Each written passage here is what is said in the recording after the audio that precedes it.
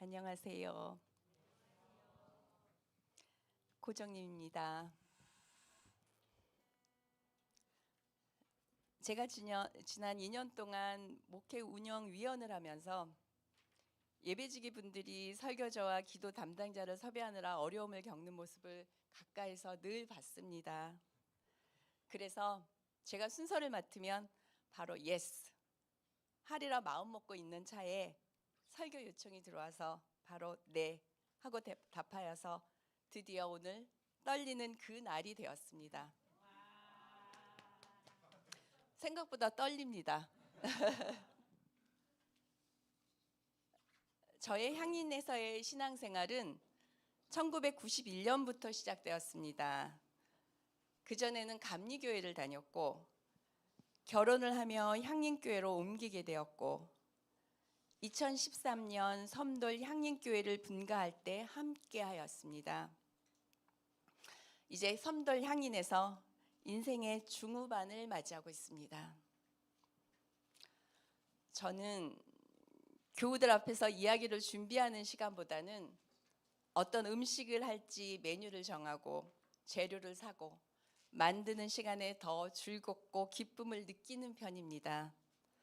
하지만 이번엔 말씀을 음식을 준비하는 기쁨으로 나누고자 합니다.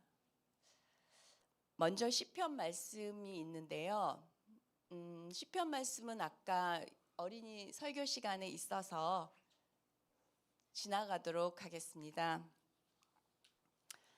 시편에서는 야훼와의 만남으로 감사하는 다윗을 보면서 나는 살면서 어떤 만남이 나의 마음과 생각을 변하게 했나 되돌아보았습니다. 아마도 3번 정도의 만남이 기독교인 나의 신앙 세계의 깨달음과 변화의 폭을 넓혀준 것 같습니다. 저는 보수적인 기독교 집안에서 태어나 내 선택과는 상관없이 교회를 다녔습니다. 초등학교 때는 어떻게 하면 교회를 빠질 수 있을까 여러 가지 방법을 궁리하기도 했습니다.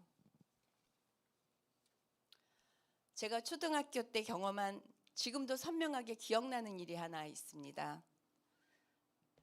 그때 우리나라는 경제적으로 가난한 형편이었고 서울 곳곳에 판자촌이 있었습니다. 당시 저는 목동 부근에 살았는데요. 근처에 친구가 사는 집을 방문한 적이 있었습니다.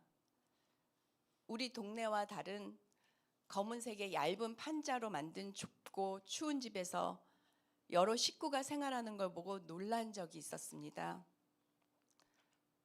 그 이후에 학교에서 그 친구를 보면 괜히 마음이 무거웠습니다. 그렇지만 그때는 어린 나이로 어떻게 해야 하는지 생각조차 해보지 못해서 교회에 가면 우리 가족들만 행복하게 해달라는 기도를 하는 부끄러운 신앙생활을 했던 것 같습니다. 이런 제가 향린을 만난 것은 변화의 계기가 된 첫 번째 사건이었습니다. 20년 넘게 다닌 향린교회에서 많은 일들이 있었지만 이번에 하늘 뜻을 준비하며 생각난 것은 홍근수 목사님이 주신 지혜와 용기였습니다. 둘째를 낳고 직장을 다녀야 하는 고민을 많이 하고 있을 때였는데 목사님이 저에게 아이가 하나일 때는 누구나 가능하지만 둘째부터는 용기가 필요하다는 조언을 주셨습니다. 이에 용기를 내어 육아와 직장을 병행하는 씩씩한 엄마가 될 수 있었습니다. 또한 주변에 소외되고 힘없이 살아가는 사람들을 찾아가 응원하고 연대하는 향린의 활동이 나만 행복하면 하느님 나라가 될 수 없고 모두가 행복한 세상을 만들어가는 것이 진정한 기독인의 역할이고 의무라는 것도 깊게 깨닫게 되었습니다. 두 번째 만남은 여성 노숙자 쉼터였습니다. 직장 생활에 잠깐의 멈춤이 필요해서 3년 정도 쉴 때 여성 노숙자 쉼터에서 일을 하는 기회를 갖게 되었습니다. 오전 10시에 출근하여 쉼터에 계신 분들과 쇼핑백을 만드는 일을 했습니다. 쉬운 쇼핑백은 개당 30원이었고요. 바닥이 넓고 두꺼운 재질의 힘과 기술을 요하는 쇼핑백은 개당 150원을 받았습니다. 오후 3시까지 만든 본인의 개수를 기록하여 월급을 지급하는 방식이었는데요. 저는 작업장을 관리하는 일을 했습니다. 본인의 건강 상태가 회복되면 사회에 나가 독립적인 생활을 하기 위한 작은 의미의 일터였지요. 다들 열심히 만든 쇼핑백은 일반 사람들이 만든 것보다 품질과 완성도가 높아서 일을 주시는 사장님이 무척 좋아하셨던 기억이 납니다. 가끔 날이 궂은 날은 일터에 결근하는 분이 많이 생겨서 납품 분량을 못 마치게 될 때는 제가 남은 일을 마무리하곤 했습니다. 그때의 경험으로 지금도 종이와 테이프, 칼만 있으면 어떤 쇼핑백도 만들 수 있습니다. 거기서 접한 사람들은 정신도 몸도 건강하지 못하고 가정폭력에 노출된 더 가난한 이웃들이었습니다. 제가 무심히 매일 갈아입는 옷조차도 부러워하여 저도 매일 같은 옷만 입고 다녔습니다. 친구를 만날 때마다 같은 검은 옷만 입으니 친구들이 저에게 무슨 일이냐고 묻기도 했습니다. 저는 이곳에서 겸손함과 상대방에 대한 배려의 마음을 배웠습니다. 세 번째는 섬돌 향인과의 만남이었습니다.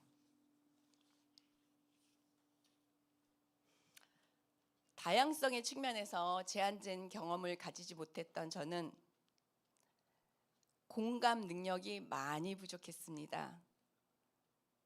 그런 저에게 섬돌에서는 다양한 상황에 놓인 사람들을 만나고 폭넓은 이야기를 듣고 나누며 상대방을 이해하고 노력하는 마음을 배울 수 있었습니다.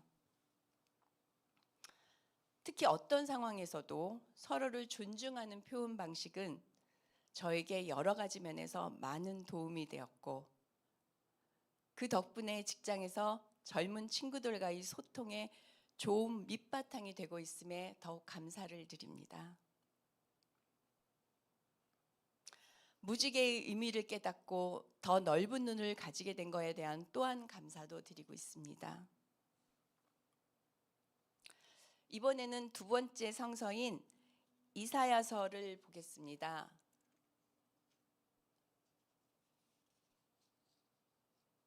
시간 관계상 눈으로 잠깐 보시고요.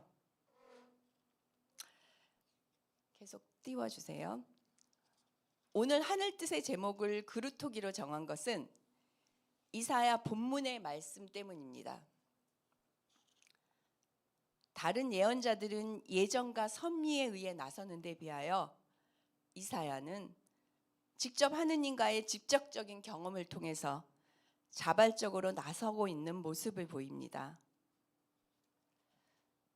하늘에서 하느님의 시중을 드는 스랍들이 이사야의 입술에 숯불을 대어주어 죄악이 사라짐을 알려주자 제가 여기에 있습니다. 저를 보내어 주십시오 라고 고백과 다짐을 합니다. 지금 세계가 직면하고 있는 여러 가지 문제들을 이사야 본문의 말씀에 대비하면 하느님의 심판 상황을 이해할 수 있습니다. 기후변화와 난민 문제, 전쟁으로 인한 살상, 나아지지 않는 가난과 소수자 인권, 차별과 혐오로 기승을 부리는 파시즘 등 오늘날 이사야 예언자가 이런 문제들을 알려도 진심으로 회개하고 돌이키는 움직임이 얼마나 일어날 수 있을지 의문입니다. 그렇지만 13절에 하나님은 심판의 예정이 아닌 그루터기라는 거룩한 씨를 통한 구원의 예정임을 분명하게 말하고 있습니다. 그루터기는 긍정적으로 쓰면 새로운 희망과 시작, 부정적으로 쓰면 남겨진 흔적과 무력감을 나타낼 수 있습니다. 하나님은 그루터기를 통하여 우리에게 새로운 시작과 희망의 구원을 예정하고 있음을 말하고 있는 것입니다. 살면서 본인이 경험하지 못했음에도 진심으로 공감하는 사람들은 진실로 위대해 보입니다. 보라님이 그런 분이었던 것 같습니다.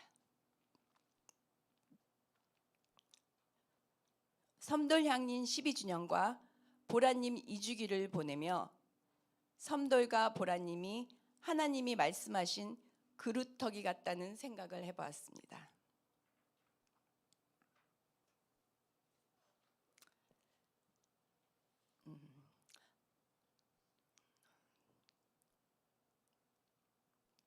누구에게나 힘든 시기를 길게 또는 작게 겪고 있습니다. 저도 사랑하는 가족이 아픈 적이 있었습니다. 치료를 시작하면서 제일 먼저 했던 일은 같은 질병으로 아픈 시절을 견디었던 분께 작은 선물을 보낸 일이었습니다. 진심으로 공감하지 못하고 얄팍한 위로의 말을 했던 내가 너무 부끄러워 사과의 마음을 보낸 것이었습니다. 먹는 것이 치료의 중요한 부분이라고 생각하고 음식을 했던 경험으로 지금도 종종 식사 문제가 생기면 도움의 문의가 들어옵니다. 힘들었던 나의 경험이 소중한 자산이 되는 것 같습니다. 아픔은 우리를 성장시켜주는 자양분 같습니다. 지금 아프다면 더 성숙해지는 성장통이라고 생각하면 조금 위로가 되지 않을까요?